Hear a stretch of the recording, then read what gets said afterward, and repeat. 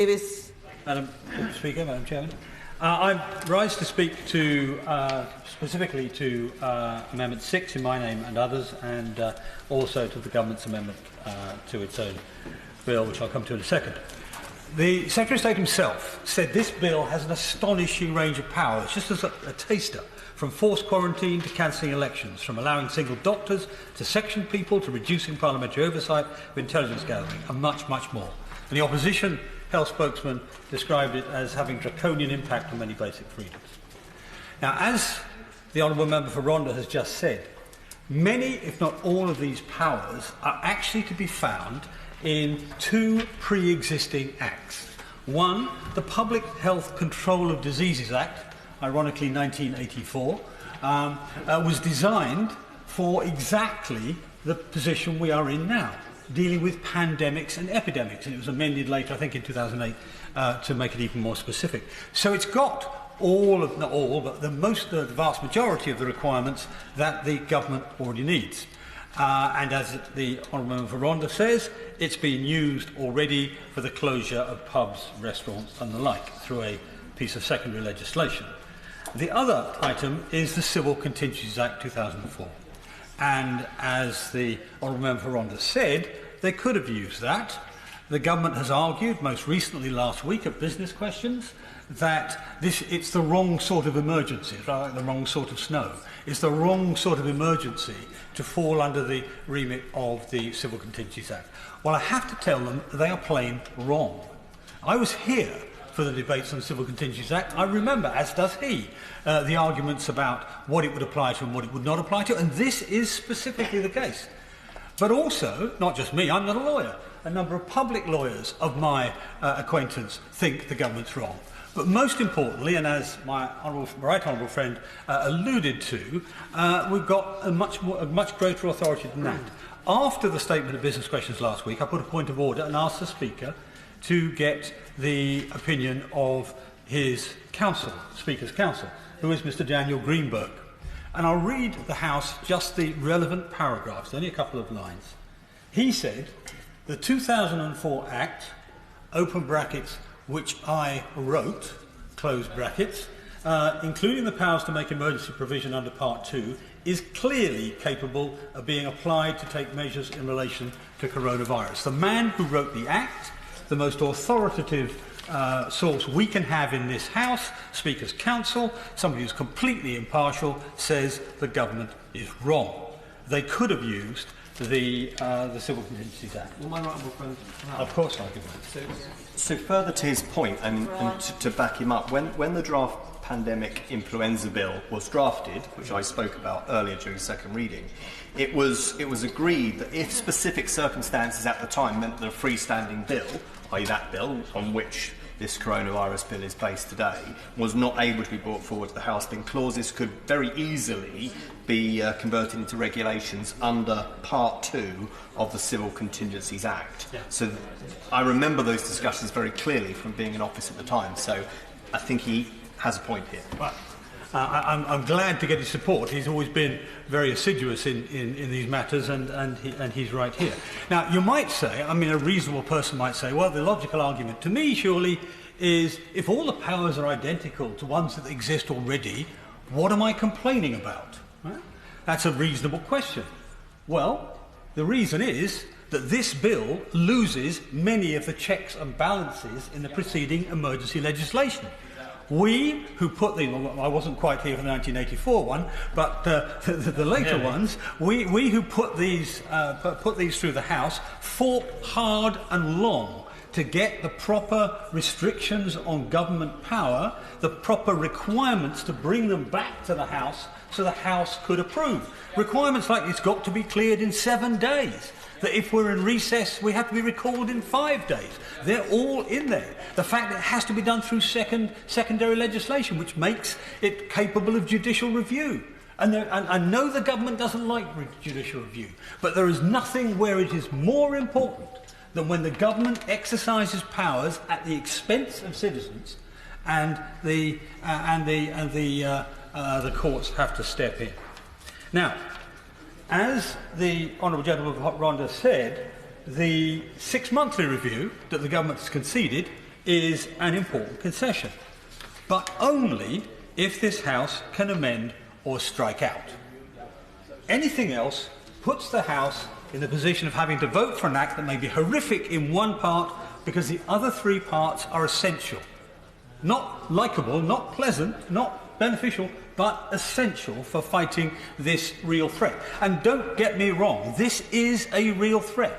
I've argued in this sort of legislation over the years when it's related to terrorism, and we are facing 10 to 100 times the death rate in 1 year, the death rate from terrorism in 10 years. So, of course, there's a real threat. But we will then be put in a position of saying we take this whole bill, 3/4 vital, 1/4 horrible, or we strike down something which is vitally important for protecting the public. Now, that's the position that this House has been in for 30 years, and I'm looking straight at the Leader of the Opposition now, because he and I were in the same lobby time and again when we had counter-terrorism regulation, which was put through on a rubber stamp, precisely because of that. Which is why Labour, if they'll forgive me giving them advice, why Labour should be pressing for an amendable 6-month approval. Yeah, good, excellent. I'm glad they're learning. The 6 months and amendable, then it makes it completely different. Because it means the House can say, we need to prune this down. We need to reduce the size of this legislation. I will, of course, give way to... Will he join me in calling on the opposition also to adopt his amendment, limiting the sunset, putting the sunset on this bill at 1 year, not 2?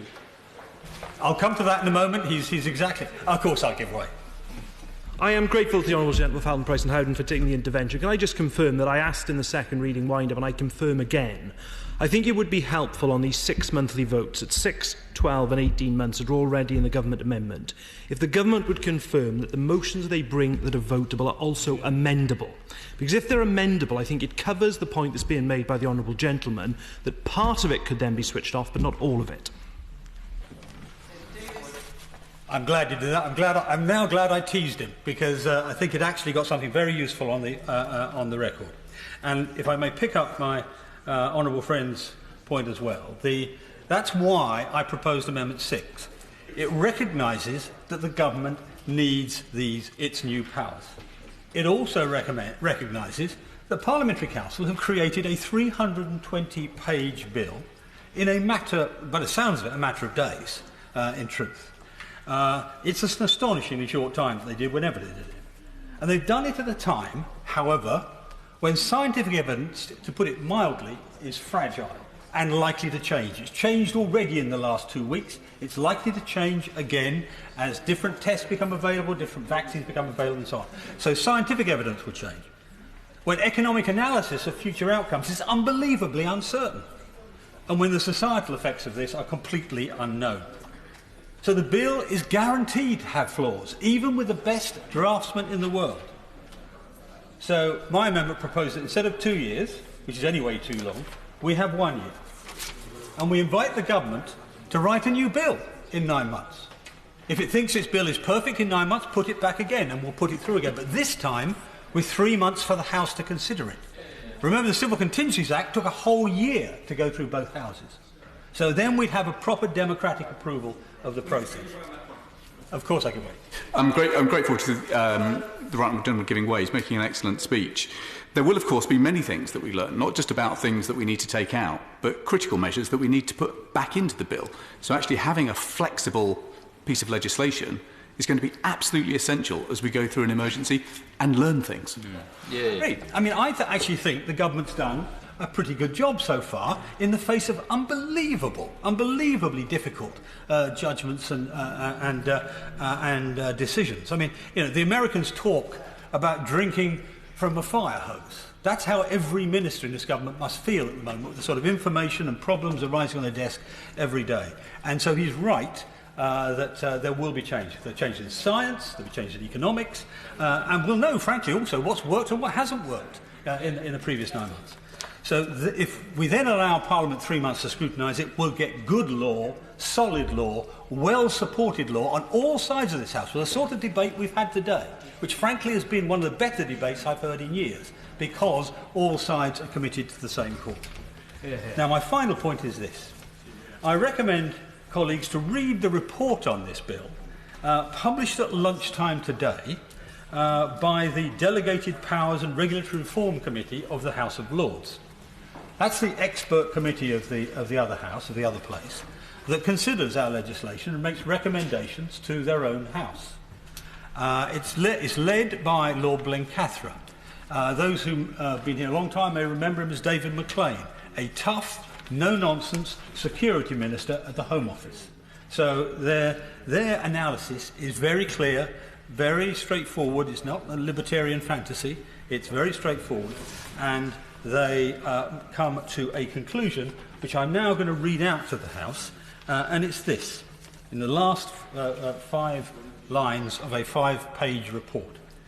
We anticipate, it's talking to the House of Lords, remember, we anticipate that the House may well wish to press the Minister for an explanation about why the expiry date was not set at 1 year, thereby enabling the Government to exercise the powers needed in the immediate future while allowing a further bill to be introduced and subject to parliamentary scrutiny in slower time. So the House of Lords Committee on this bill has arrived at exactly the same conclusion as my amendment proposes, and that is why I move this motion.